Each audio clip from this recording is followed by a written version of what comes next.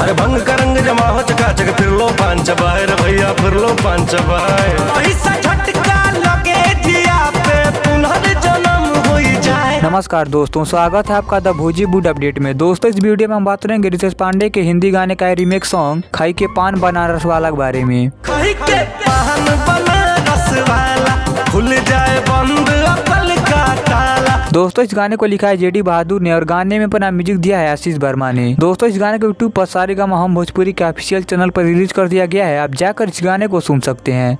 हम छोरा भोला भाला है ऐसा नहीं के मतवाला ऐसा जादू कर डाला रे है पान बनारस वाला। तीखी छुरी से हुआ हलाल रे छोरा हो छोरा हाँ छोरा गंगा किनारे वाला रे छोरा गंगा किनारे वाला।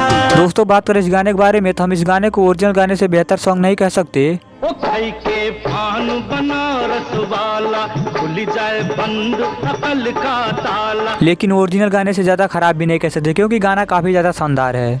अच्छा, हमको सिखा रिया है। दोस्तों, अगर आपने अभी तक रितेश पांडे के इस नए सॉन्ग को नहीं सुना तो आप प्लीज एक बार जाकर इस गाने को जरूर सुनिए और मुझे उम्मीद है कि यह गाना आपको पसंद आने वाला है। क्या बात कर रहा है। और दोस्तों, भोजपुरी का ऐसा ही लेटेस्ट अपडेट पाने के लिए बने रहिए हमारे चैनल द भोजीवुड अपडेट के साथ। और वीडियो पसंद आए तो लाइक कीजिए, शेयर कीजिए और साथ ही हमारे यूट्यूब चैनल द भोजीवुड अपडेट को सब्सक्राइब कीजिए। मिलते हैं अगले वीडियो में।